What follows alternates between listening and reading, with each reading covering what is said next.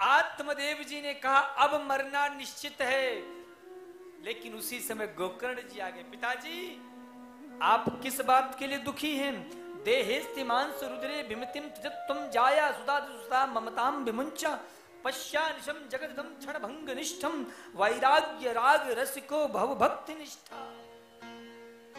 जो हाड़ मांस का देह है यही जलकर समाप्त हो जाना, क्या उसके प्रति आपका मोह है? जो संतान आपकी कभी थी ही नहीं, क्या उसके प्रति आपका मोह है? या ये जो संसार जो कि स्वप्न दृष्टा है, जैसे सोते हुए स्वप्न देखते हैं वैसे जागृत अवस्था का स्वप्न है, क्या इसके प्रति आपका मोह है? आखिर आप किससे अपने मन को लगाए हो? क्षण भंगु निष्ठा, ये जीवन क्षण भंगुर है। रहो सदा शान से भरोसे भगवान के, अरे काल के भी डर से न डरना चाहिए, जैसे रखे राम जी रहना चाहिए, राधे श्याम कहना चाहिए। गेह से अभ्यास छोड़। महाराज जी ये मेरी बहू आई, प्रणाम करो। महाराज जी ये मेरा पोता है, प्रणाम करो। महाराज जी ये मेरा मुन्ना है, प्रणाम करो। गेह से अभ्यास छोड़, ममता से मुख मोड़े, समता ही चित्त में। महाराज जी क्या बताएं, ये महीना बड़ा बेकार गया, लाखों का लॉस हो गया, बड़ा डिप्रेशन में आ गया। महाराज जी ये ईयर तो बहुत जबरदस्त जा रहा है, इस समय तो बहुत फायदे में हूं। अरे समता ही चित्त में उभरना चाहिए। गाये हो रिमोट कंट्रोल हो, खुश हो जाओ, दुखी हो जाओ। जैसे रिमोट में टीवी में चैनल चेंज करते हैं ना, ऐसे हमारे विचार आजकल बदलते हैं। एक दिन हम प्रसन्न होते हैं, दूसरे दिन दुखी हो जाते हैं, फिर तीसरे दिन प्रसन्न होते हैं, फिर चौथे दिन दुखी हो जाते हैं। तो समता ही चित्त में उभरना चाहिए, मान अपमान सब। महाराज जी कल हमारे घर पधारिएगा, बढ़िया खीर पूड़ी उड़ी सब स्वागत होगा। फूल के बाद लोग बस तो खीर पूड़ी खाने को मिली है। किसी ने महाराज पूछा ही नहीं, मुंह लटका लिए। बताओ हम सवेरे से भूखे बैठे, किसी ने 2 रोटी को नहीं पूछी। तो मान अपमान सब सहना चाहिए, जैसे रखे राम जी रहना चाहिए। माई बाप मैं आपको सिर्फ इतना बतलाना चाहता हूं कि हर स्थिति में सुखम दुखम समम कृत्वा लाभा लाभौ जया जयौ। सुख तुम्हारा नौकर नहीं है जो जिंदगी भर तुम्हारे पास रहेगा, और दुख से तुम्हारी कोई दुश्मनी नहीं है जो तुम्हारे पास कभी नहीं आएगा। बड़े बड़े करोड़पतियों को मैंने देखा है महाराज, महलों से सड़क में घूमते हुए, और सड़कों से मैंने ऐसे लोग को देखा है जो महलों में सफर कर। तो इसीलिए साहब लाभ हानि जय विजय सुख दुख ये लगे रहेंगे। इनके चक्कर में तुम ये अनमोल जीवन को क्यों व्यर्थ में गवा रहे हो?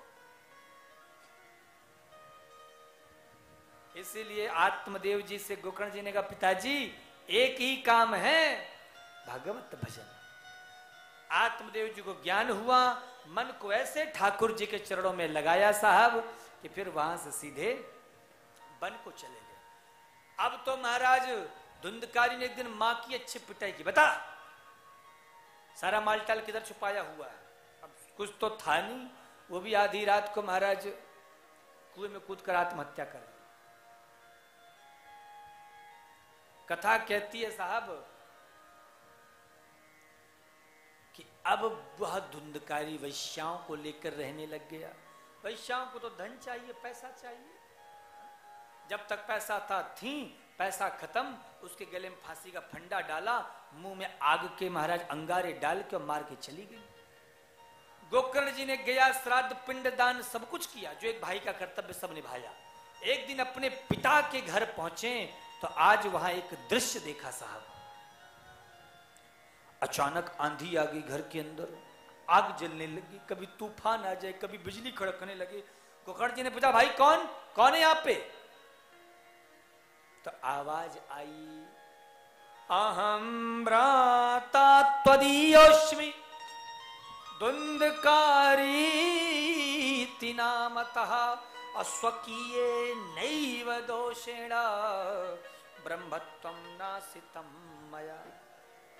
भाई मैं तुम्हारा भाई धुंधकारी हूं, अपने कर्मों की सजा के कारण भयंकर प्रेत योनि में आ गया हूं।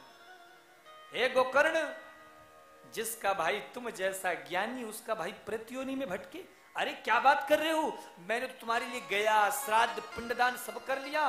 बोले मैं कोई छोटा मोटा प्रेत नहीं हूं, एक नहीं 1000 गया श्राद्ध भी कर डालोगे तो मुझे मुक्ति नहीं मिलेगी। अच्छा तो क्या करूं? बोले ये पता होता तो बता ही ना देता।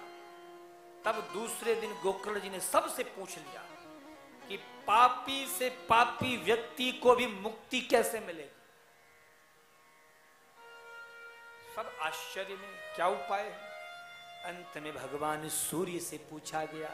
तब सूर्य नारायण ने कहा श्रीमद् भागवतान मुक्ति सप्ताहम वाचनम कुरु, भागवत से मुक्ति मिल जाएगी। फिर क्या था, भागवत की तैयारी हो गई। वैष्णवानां ब्राह्मणं मुख्यं श्रोतारं परिकल्प्यसा प्रथम स्कंधतः स्पष्टा माख्यानम धेनु जो करो। प्रथम स्कंध से कथा शुरू हो। जैसी कथा शुरू हुई कि कथा आती है कि व्यास जी की कुछ ही दूरी पे एक 7 गांठ का बांस रखा हुआ था।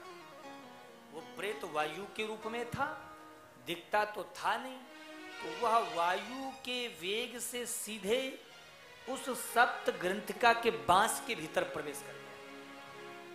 पहले दिन की कथा का विश्राम हुआ, एक गांठ चटक गई।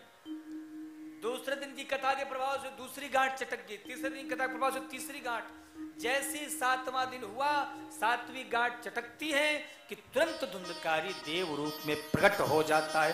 बोले भागवत महापुराण। चरणों में गिर गया महाराज। गोकर्ण जी ने कहा हु आर यू, तुम कौन हो? अहम भ्राता तदीयोस्मि, मैं धुंधकारी हूं देव रूप में। बोले भाई ये भागवत जी की कृपा है। धन्यम भागवती तेना, धन्य है ये भागवत महापुराण, जिस भागवत की वजह से ऐसे भयंकर प्रेत योनि से मुक्ति मिली। कथा में सत्य कह रहा हूं कि उस समय स्वर्ग से धुंधकारी के लिए विमान आया। किसके लिए विमान? कुछ लोगों ने कहा बोले धुंधकारी के लिए आया, यहां बाकियों के लिए नहीं आया। बोले देखो कथा तो सबने सुनी, पर नियम पूर्वक केवल धुंधकारी ने सुनी। इसलिए विमान भी आया। तो बोले महाराज ऐसा क्यों? बोले कई लोग कथा में तो आ जाते हैं लेकिन मन घर के दरवाजे